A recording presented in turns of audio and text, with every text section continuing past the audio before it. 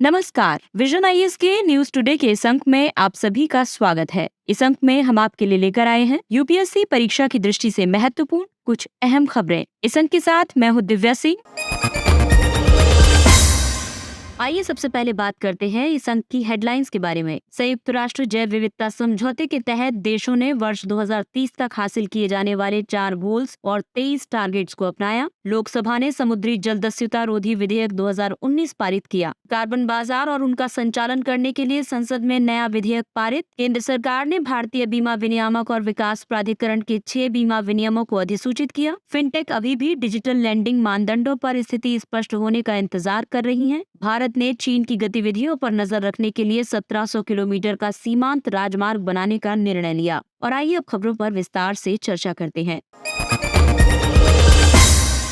इस अंक की सबसे पहली खबर पेपर 3 के टॉपिक जैव विविधता से संबंधित है। राष्ट्रों ने ऐतिहासिक संयुक्त राष्ट्र जैव विविधता समझौते के तहत वर्ष 2030 तक हासिल किए जाने वाले 4 गोल्स और 23 टारगेट्स को अपनाया है। संयुक्त राष्ट्र जैव विविधता कन्वेंशन के पक्षकारों का 15वां सम्मेलन संपन्न हो गया है। इस सम्मेलन में Kunming Montreal global biodiversity framework को अपनाया गया है। COP 15 का मुख्य उद्देश्य आईटी जैव विविधता लक्ष्यों के स्थान पर एक महत्वाकांक्षी और संतुलित वैश्विक जैव विविधता ढांचे को अपनाना था। दरअसल आईटी जैव विविधता लक्ष्य वर्ष 2020 तक के लिए निर्धारित थे। तो आइए अब चर्चा करते हैं ग्लोबल बायोडायवर्सिटी फ्रेम के 4 व्यापक वैश्विक गोल्स के बारे में। गोल ए के तहत वर्ष 2050 तक प्राकृतिक पारिस्थितिकी तंत्र के क्षेत्र में पर्याप्त वृद्धि की जाएगी। साथ ही प्रजातियों की विलुप्ति दर और सभी प्रजातियों पर खतरों को 10 गुना तक कम किया जाएगा। जंगली और पालतू जानवरों की आनुवांशिक विविधता को बनाए रखा जाएगा। इसके अलावा गोल बी के तहत वर्ष 2050 तक जैव विविधता में हुए नुकसान की भरपाई की जाएगी। गोल सी के तहत आनुवांशिक संसाधनों से जुड़े पारंपरिक ज्ञान को संरक्षित किया जाएगा। और गोल डी फ्रेमवर्क को लागू करने के लिए पर्याप्त साधन उपलब्ध कराएगा। इनमें वित्तीय संसाधन भी शामिल हैं। प्रति वर्ष $700 बिलियन के जैव विविधता वित्त पोषण के अंतर को चरणबद्ध रूप से कम किया जाएगा। COP 15 में ग्लोबल बायोडायवर्सिटी फ्रेमवर्क के अंतर्गत डिजिटल सीक्वेंस इंफॉर्मेशन यानी DSI के प्रदाताओं और उपयोगकर्ताओं के बीच लाभों के समान बंटवारे के लिए एक बहुपक्षीय कोष स्थापित करने पर सहमति व्यक्त की गई है। इसे वर्ष 2024 में तुर्की में होने वाले COP 16 में अंतिम रूप दिया जाएगा। डिजिटल सीक्वेंस इंफॉर्मेशन संश्लेषित जीव विज्ञान का एक उभरता हुआ पहलू है, जिसमें अलग अलग तरीकों से साझा किए जाने वाले कुछ कार्यात्मक आनुवांशिक अनुक्रम शामिल हैं। विश्व के 196 देशों ने वर्ष 2030 तक प्रकृति के लिए विश्व के 30% हिस्से की रक्षा के लिए मॉन्ट्रियल में एक ऐतिहासिक समझौते पर हस्ताक्षर किए हैं। जैव विविधता के समक्ष उत्पन्न खतरों को कम करने के लिए जैव विविधता के नुकसान को रोकना शामिल है और इसके लिए देशज लोगों के अधिकारों का सम्मान करते हुए उच्च जैव विविधता के महत्व वाले क्षेत्रों के नुकसान को शून्य के नजदीक लाना है। दूसरा है प्रभावी पुनर्स्थापन करना जरूरी है, यानी कि निम्नीकृत स्थलीय, अंतर्देशीय जल स्रोतों एवं तटीय और समुद्री पारिस्थितिकी तंत्र के कम से कम 30% क्षेत्रों को प्रभावी रूप से पुनर्स्थापित करना होगा। इसके अलावा लिंकेज का मापन करना होगा, यानी कि इन सभी क्षेत्रों का संधारणीय उपयोग और संरक्षण परिणामों के अनुरूप होना चाहिए। चौथा है संकटग्रस्त प्रजातियों का संरक्षण। इसमें संकटग्रस्त प्रजातियों की मानव जनित विलुप्ति को रोकने के लिए तत्काल कदम उठाना शामिल है। साथ ही स्वस्थानीय और बाह्य स्थानीय संरक्षण के माध्यम से उनकी विविधता को बनाए रखना होगा। इसके अलावा वन्य प्रजातियों का संरक्षण, जिसके तहत वन्य प्रजातियों के संधारणीय, सुरक्षित और कानूनी उपयोग को बढ़ावा देना तथा इनके अतिदोहन को रोकना होगा। छठा है आक्रामक विदेशी प्रजातियों के बारे में। ऐसी प्रजातियों के प्रवेश करने की दरों में 50% की कमी करके उनके प्रभावों को कम करना और साथ ही द्वीपों जैसे प्राथमिकता वाले स्थलों में उन्हें नियंत्रित करना होगा। इसके अलावा प्रदूषण से निपटना होगा, यानी कि प्रदूषण के जोखिमों को उस स्तर तक कम करना होगा जो कि जैव विविधता और पारिस्थितिकी तंत्र सेवाओं के लिए हानिकारक न हो। आठवां है जलवायु संकट। इसके तहत प्रकृति आधारित समाधानों के माध्यम से जलवायु परिवर्तन और समुद्र के अम्लीकरण के प्रभाव को कम करना होगा। विश्व वन्य जीव कोष तथा LPF के मुताबिक 1970 के बाद से निगरानी में रखे गए वन्य जीवों की आबादी में औसतन 69% की गिरावट देखी गई है। गई हैं। संधारणीय उपयोग के माध्यम से मानव की आवश्यकताओं को पूरा करने के लिए भी इसमें लक्ष्य निर्धारित किए गए हैं। इसके लिए मानव सेवा के तहत ये सुनिश्चित करना कि वन्य प्रजातियों के उपयोग से मनुष्यों को लाभ हो रहा हो, और विशेष रूप से उन लोगों को जो जैव विविधता पर सबसे ज्यादा निर्भर हैं। इसके अलावा पारिस्थितिकी तंत्र उत्पादकता का लक्ष्य रखा गया है, जिसके तहत लचीलेपन और दीर्घकालिक उत्पादकता के लिए कृषि, जलीय कृषि, मत्स्य तथा वानिकी के अंतर्गत क्षेत्रों का संधारणीय प्रबंधन शामिल है। वहीं 11वें लक्ष्य के तहत प्रकृति के योगदान का प्रबंधन है। इसमें हवा, जल और जलवायु के विनियमन के माध्यम से लोगों के लिए प्रकृति के योगदान की बहाली और रखरखाव तथा वृद्धि करना शामिल है। 12वां है शहरी रचना में जैव विविधता। शहरी और घनी आबादी वाले क्षेत्रों में हरित और नीले स्थलों के क्षेत्रफल और गुणवत्ता, कनेक्टिविटी, उन तक पहुंच तथा उनसे प्राप्त लाभों में वृद्धि करना शामिल है। 13वां लक्ष्य है आनुवांशिक संसाधनों को साझा करना। इसके तहत आनुवांशिक संसाधनों के लाभों के समान बंटवारे को सुनिश्चित करने के लिए प्रभावी कानूनी, नीतिगत, प्रशासनिक और क्षमता निर्माण के उपाय करना होगा। नए फ्रेमवर्क के टारगेट्स में से 1/3 में देशज लोगों के अधिकारों को भी शामिल किया गया है, और इसके तहत कार्यान्वयन और मुख्यधारा में लाने के लिए साधन और समाधान सुझाए गए हैं।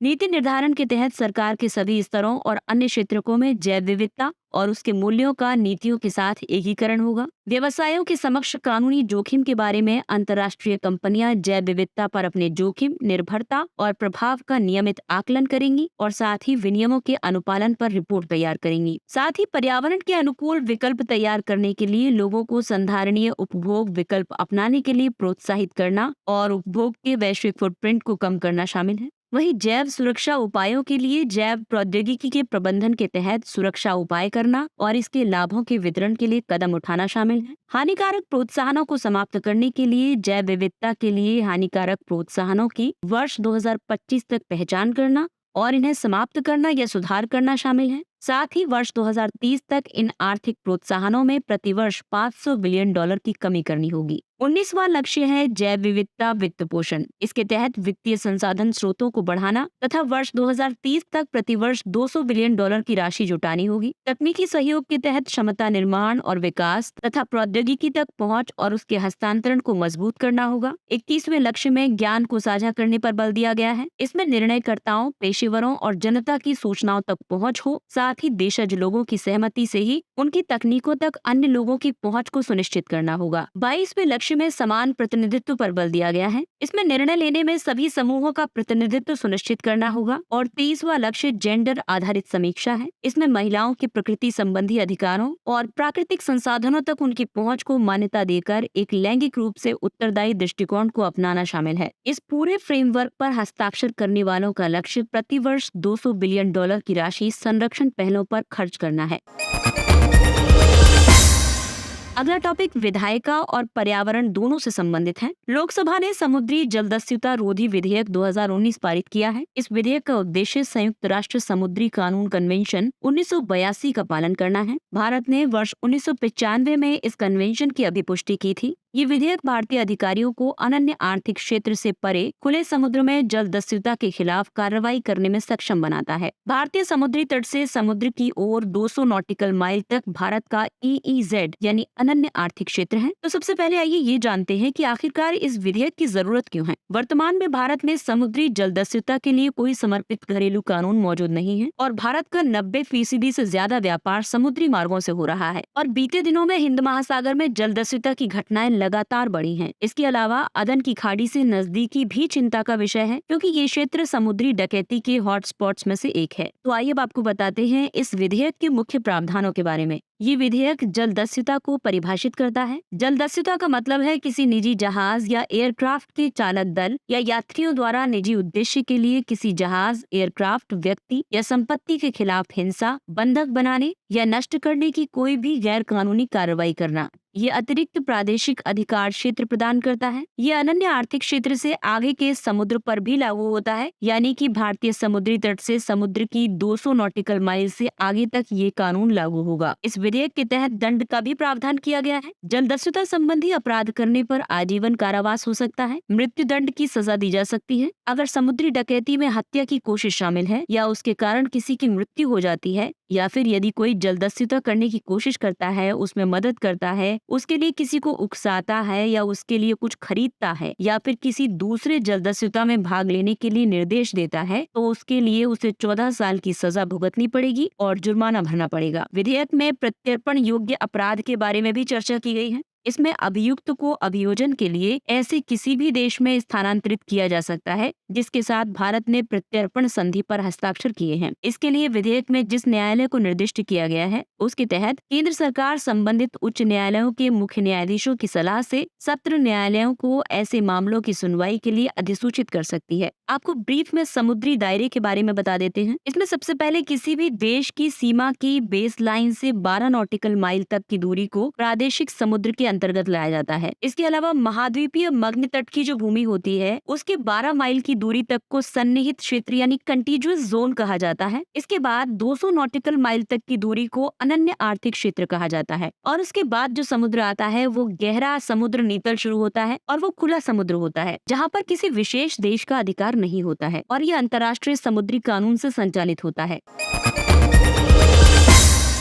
और आइए अब बात करते हैं कार्बन बाजार और उनके संचालन के बारे में। हाल ही में संसद ने ऊर्जा संरक्षण संशोधन विधेयक 2022 पारित किया है। इस विधेयक से सरकार को देश में कार्बन बाजार स्थापित करने और कार्बन क्रेडिट व्यापार योजना को निर्धारित करने का अधिकार प्राप्त होगा। दरअसल कार्बन बाजार एक व्यापार प्रणाली है। इसके तहत कार्बन क्रेडिट को खरीदा और बेचा जाता है। एक कार्बन क्रेडिट जिसका व्यापार किया जा सकता है वो 1 टन कार्बन डाइऑक्साइड के बराबर होता है। ये किसी अन्य ग्रीन हाउस गैस के बराबर की मात्रा भी हो सकती है जिसे कम उत्सर्जित किया गया होता है, संचित किया गया होता है या उत्सर्जन को टाला गया होता है। पेरिस समझौते के अनुच्छेद 6 में राष्ट्रीय निर्धारित योगदान लक्ष्यों को पूरा करने के लिए कार्बन बाजारों का प्रावधान किया गया है। कार्बन बाजार 2 तरीके के होते हैं। स्वैच्छिक बाजार, इसके तहत कार्बन क्रेडिट को वेरीफाइड एमिशन रिडक्शन कहा जाता है। एक कॉर्पोरेशन जो कि ग्रीन हाउस गैस उत्सर्जन को कम नहीं कर सकता, वो उत्सर्जन की भरपाई करने के लिए उन संस्थाओं से कार्बन क्रेडिट खरीदता है जो कि उत्सर्जन को कम करने, जब्ती या समाप्त करने की परियोजनाओं में लगी हुई हैं।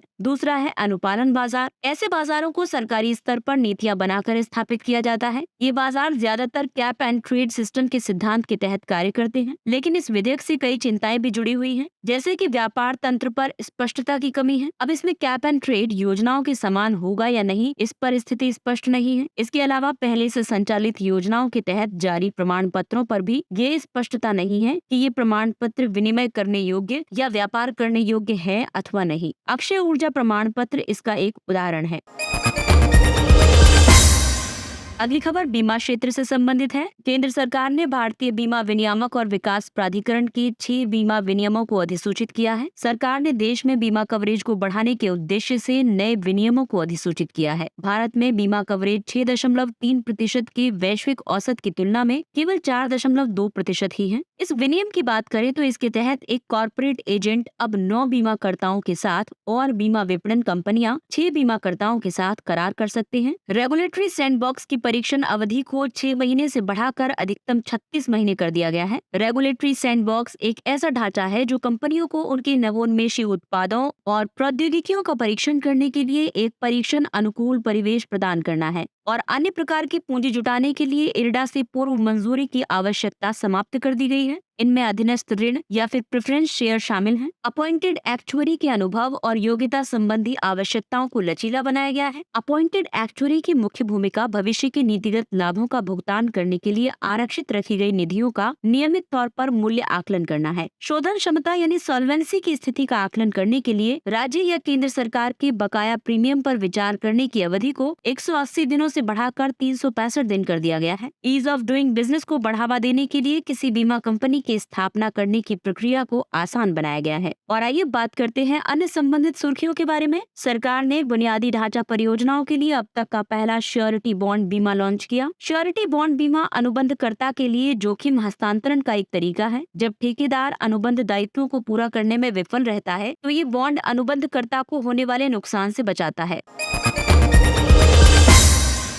फिनटेक अभी भी डिजिटल लैंडिंग मानदंडों पर स्थिति स्पष्ट होने का इंतजार कर रही है। भारतीय रिजर्व बैंक के डिजिटल ऋण मानदंड 1 दिसंबर 2022 से प्रभावी हो गए हैं। हालांकि फिनटेक उद्योग इसके अनुपालन से पहले कई विषयों पर स्थिति स्पष्ट होने का इंतजार कर रहा है। ये विषय संबंधित हैं FLDG यानी फर्स्ट लॉस डिफॉल्ट गारंटी से। ये फिनटेक और विनियमित संस्थाओं के बीच ऋण वितरण मॉडल है। इसमें फिनटेक डिफॉल्ट के मामले में कर्जदाताओं को मुआवजे की एक निश्चित प्रतिशत की गारंटी देता है। इसके लिए विनियमित संस्था और गैर विनियमित संस्था के बीच FLDG समझौते के लिए विशेष दिशा निर्देशों की जरूरत है। इसके अलावा अन्य विषय है डेटा भंडारण, स्व विनियामक संगठन के गठन, ग्राहकों के डेटा प्रबंधन और भंडारण तथा कई मामलों में ग्राहक सहभागिता पर प्रतिबंध जैसे विषयों पर स्पष्टता की जरूरत है। इससे पहले RBI ने उपभोक्ताओं को फिनटेक कंपनियों द्वारा डेटा गोपनीयता के उल्लंघन, अनुचित व्यावसायिक आचरण, अत्यधिक ब्याज दर वसूलने और अनैतिक रूप से वसूली से बचाने के लिए डिजिटल लैंडिंग के लिए मानदंड जारी किए थे। मानदंडों में ये प्रावधान किया गया है कि सभी ऋणों का वितरण या पुनर्भुगतान ऋण लेने वाले और विनियमित संस्था के बैंक खातों के माध्यम से ही किया जाएगा। इसके अलावा डिजिटल ऋण से बाहर निकलने के लिए कूलिंग ऑफ या लुकअप अवधि की सुविधा प्रदान की जाएगी। मूलधन और आनुपातिक वार्षिक ब्याज दर का भुगतान करके इससे बाहर निकला जा सकता है और इसके लिए ग्राहक से कोई अर्थदंड नहीं वसूला जाएगा। ये मानदंड सभी विनियमित संस्थाओं यानी कि वाणिज्यिक बैंकों, प्राथमिक शहरी सहकारी बैंकों, गैर बैंकिंग वित्तीय कंपनियों आदि पर लागू होंगे। वित्तीय सेवा क्षेत्र के उभरते तकनीकी नवाचारों को व्यापक रूप से फिनटेक कहा जाता है। ये सूचना प्रौद्योगिकी पर अत्यधिक निर्भरता रखती हैं। प्रमुख फिनटेक नवाचारों को भुगतान, समाशोधन और निपटान, जमा, उधार, पूंजी जुटाने, बाजार प्रोविजनिंग, निवेश प्रबंधन और डेटा एनालिटिक्स और जोखिम प्रबंधन के रूप में वर्गीकृत किया जा सकता है। अगला टॉपिक है सीमा सुरक्षा। भारत ने चीन की गतिविधियों पर नजर रखने के लिए 1700 किलोमीटर का सीमांत राजमार्ग बनाने का निर्णय लिया है। हाल ही में अरुणाचल प्रदेश के तवांग सेक्टर में यांगजी नदी के किनारे भारत और चीन के सैनिकों के बीच में हिंसक टकराव हुआ था। तवांग सेक्टर में वास्तविक नियंत्रण रेखा से सटे कुछ क्षेत्रों पर चीन और भारत दोनों अपना दावा प्रस्तुत करते हैं। इन क्षेत्रों में चीन कथित तौर पर अपनी तरफ से बुनियादी ढांचों का निर्माण कर रहा है। ये चीन की सलामी स्लाइसिंग रणनीति या कैबेज रणनीति का हिस्सा है। ये रणनीति अपने पड़ोसियों के नए क्षेत्रों पर कब्जा करने की चीनी रणनीति है। इसके तहत चीन अपनी आक्रामक कार्रवाइयों के माध्यम से अन्य दावेदारों के धैर्य का परीक्षण करता है। हालांकि प्रबल प्रतिरोध की दशा में वो पीछे भी हट जाता है। इस तथ्य को ध्यान में रखते हुए सरकार अगले 5 वर्षों के भीतर अरुणाचल प्रदेश में NH 913 नामक नए सीमांत राजमार्ग का निर्माण करेगी। इससे सीमा पर सुरक्षा बलों और उपकरणों की निर्बाध आवाजाही को बढ़ावा मिलेगा, जो सीमावर्ती क्षेत्रों में होने वाले लोगों की विकास संबंधी जरूरतों को भी पूरा करेगा और उनके जीवन को बेहतर बनाएगा। सीमा अवसंरचना में सुधार करने के लिए और भी कई कार्यक्रम शुरू किए गए हैं, जैसे कि वाइब्रेंट विलेज प्रोग्राम। इसके तहत सीमावर्ती गाँवों में अवसंरचना, आवास, पर्यटन केंद्र, सड़क संपर्क आदि का निर्माण किया जा रहा है। दूसरा कार्यक्रम है सीमा क्षेत्र विकास कार्यक्रम। इसका उद्देश्य सीमावर्ती क्षेत्रों का संतुलित विकास करना और सीमावर्ती क्षेत्रों की आबादी के बीच सुरक्षा की भावना को बढ़ावा देना है। इसके अलावा भारत में स्मार्ट फेसिंग योजना संचालित की जा रही है। सामरिक सड़क निर्माण की जो रूपरेखा तय की गई है, इसकी लंबाई 1748 किलोमीटर होगी। प्रस्तावित चौड़ाई 2 लेन होगी। आपको बता दें कि ये नवंबर 2022 में राष्ट्रीय राजमार्ग के रूप में अधिसूचित हुआ तथा 192 किलोमीटर के निर्माण के लिए काम शुरू हुआ है। इसकी समय सीमा वर्ष 2024-25 तक सभी 9 भागों की मंजूरी और वर्ष 2027 तक सभी हिस्सों का निर्माण कार्य पूरा करना है। इस मार्ग में नफरा, डिरबी, खुरी, मानीगोंग, जिदो, हानली, चेकवेंटी, रामनगर और विजयनगर शामिल हैं। इससे सामरिक संपर्क बढ़ेगा और सीमावर्ती क्षेत्रों से लोगों के पलायन को रोकने में मदद मिलेगी। और आइए बात करते हैं कुछ अन्य महत्वपूर्ण सुर्खियों की। बेट्टा कुरुबा समुदाय को अनुसूचित जनजातियों की सूची में शामिल किया गया। बेट्टा कुरुबा समुदाय को अनुसूचित जनजाति का दर्जा देने के लिए लोकसभा में एक विधेयक पारित किया गया है। ये समुदाय कर्नाटक की चामराजनगर, कोडागु और मैसूरू जिले में निवास करता है। समुदाय के लोग वनोपज और बांस आदि का संग्रह करते हैं। इस समुदाय की अपनी बोली है जिसकी कोई लिपि नहीं है। ये लोग शिकार के आदिम उपकरणों का इस्तेमाल करते हैं और सर्वात्मवाद यानी एनिमिज्म का पालन करते हैं। अगला टॉपिक है जीएसटी प्रतिपूर्ति उपकर। पान मसाला, सिगरेट और तंबाकू उत्पाद, सोडा युक्त पानी, कैफीन युक्त पेय पदार्थ, कोयला आदि जैसे हानिकारक पदार्थों पर प्रतिपूर्ति उपकर आरोपित किया जाता है। जीएसटी प्रतिपूर्ति उपकर को केंद्र सरकार ने जीएसटी के लागू होने के बाद राज्यों को होने वाले राजस्व के संभावित नुकसान की भरपाई के लिए प्रस्तुत किया था। प्रारंभ में इसे जीएसटी के लागू होने के प्रथम 5 वर्षों के लिए प्रस्तावित किया गया था, जिसका समय जुलाई 2017 से 1 जुलाई 2022 तक था, ताकि राज्यों के राजस्व में सालाना 14% की वृद्धि सुनिश्चित की जा सके। इस उपग्रह के संग्रहण की अवधि 30 जून 2022 को समाप्त हो गई थी, लेकिन अब इसे मार्च 2026 तक बढ़ा दिया गया है। इस अवधि को बढ़ाने का उद्देश्य राज्यों द्वारा राजस्व संग्रह में आई कमी को पूरा करने के लिए पिछले 2 वित्तीय वर्षों में लिए गए ऋणों को चुकाना है। अगला टॉपिक है पर्स सीन फिशिंग। केंद्र ने उच्चतम न्यायालय से कहा है कि कुछ तटीय राज्यों जैसे कि तमिलनाडु, ओडिशा और केरल द्वारा पर्स सीन फिशिंग पर लगाया गया प्रतिबंध न्याय संगत नहीं है। पर्स सीन फिशिंग का मतलब है जल में दीवार की तरह लटके हुए जाल से मछली पकड़ना। प्रतिबंध के पक्ष में ये तर्क दिया जाता है कि मछली पकड़ने के इस तरीके से न केवल लक्षित मछलियाँ बल्कि कछुओं सहित अन्य सुवेद्य प्रजातियां भी जाल में फंस जाती हैं। पर्स सीन फिशिंग में एक क्षैतिज आकार का जाल होता है। इसके ऊपरी छोर जल की सतह पर तैर रहे होते हैं। जाल के निचले छोरों पर लगे भार के कारण ये जाल जल में नीचे की ओर फैल जाता है। इस भार युक्त निचले छोर को खींचा जाता है और इस तरह से ये जाल पर्स की तरह कार्य करता है। अगला टॉपिक है राष्ट्रीय परीक्षणशाला। राष्ट्रीय परीक्षणशाला मुंबई और कोलकाता में ईवी बैटरी परीक्षण इकाइयां स्थापित करेगी। नेशनल टेस्टिंग हाउस उपभोक्ता मामले विभाग के प्रशासनिक नियंत्रण के अंतर्गत एक अधीनस्थ कार्यालय है। इसकी स्थापना वर्ष 1912 में की गई थी। एनटीएच परीक्षण और गुणवत्ता मूल्यांकन के क्षेत्र में राष्ट्रीय महत्व की प्रयोगशाला है। ये दवाओं और हथियारों को छोड़कर लगभग सभी प्रकार के औद्योगिक और उपभोक्ता उत्पादों की गुणवत्ता सुनिश्चित करता है। एनटीएच की अब 6 क्षेत्रीय प्रयोगशालाएं हैं। ये देश के पूर्वी, पश्चिमी, दक्षिणी, उत्तरी, उत्तर पश्चिमी और उत्तर पूर्वी भाग में स्थित हैं। प्रोजेक्ट वाणी। गूगल इंडिया ने इस पहल के लिए भारतीय विज्ञान संस्थान के साथ मिलकर काम किया है। इसका उद्देश्य संपूर्ण भारत के 773 जिलों से वहां बोली जाने वाली भाषाओं के नमूने एकत्र करने के लिए एक कृत्रिम बुद्धिमत्ता यानी मशीन लर्निंग मॉडल का निर्माण करना है। ये एआई आधारित भाषा मॉडल होगा जो विविध भारतीय भाषाओं और बोलियों को समझ सकता है। ऐसे डेटा सेट का संभावित उपयोग स्वास्थ्य, कृषि और वित्तीय समावेशन जैसे क्षेत्रों में एप्स बनाने के लिए किया जा सकता है।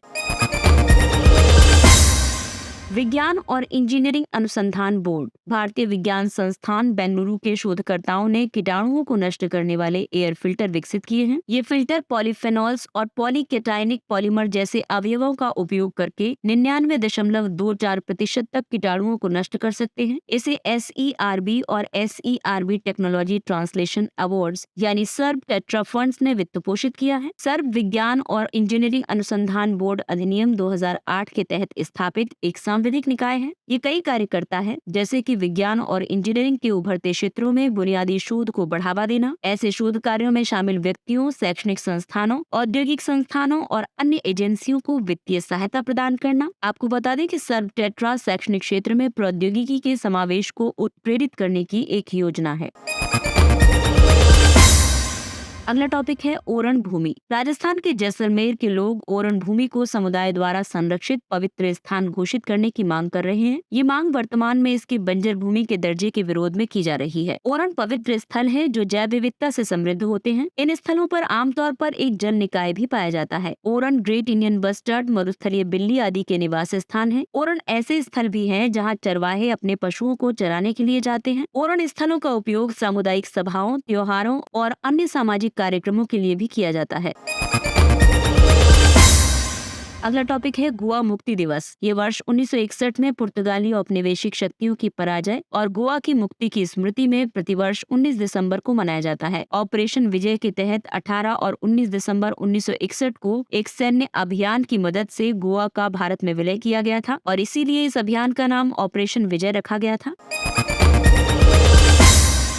मून लाइटिंग एक ऐसी स्थिति है जहां एक कंपनी का पूर्णकालिक कर्मचारी नियोक्ताओं की जानकारी के बिना एक ही समय में एक या एक से ज्यादा नौकरियां करता है। ऐसा माना जाता है कि कार्य के वर्क फ्रॉम होम मॉडल ने भारत में व्हाइट कॉलर पेशेवरों के बीच मून लाइटिंग को लोकप्रिय बनाया है। इस पर सरकार का मत ये है कि औद्योगिक नियोजन स्थायी आदेश अधिनियम 1946 के मुताबिक कामगार किसी भी समय उस औद्योगिक प्रतिष्ठान के हित के विरुद्ध काम नहीं करेगा जिसमें वो कार्यरत है। इसके अलावा ये प्रतिष्ठान में अपने कार्य के अलावा किसी ऐसे नियोजन में शामिल नहीं होगा जिससे उसके नियोक्ता के हित पर प्रतिकूल प्रभाव पड़े।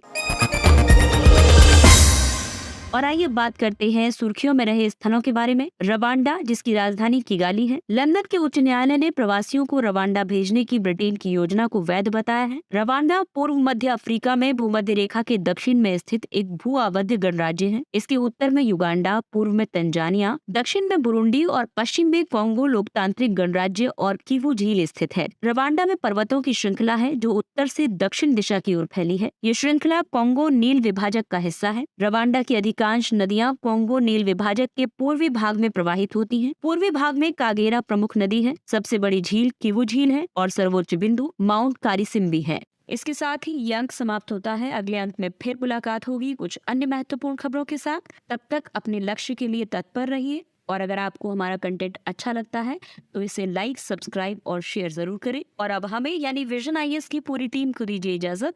नमस्कार।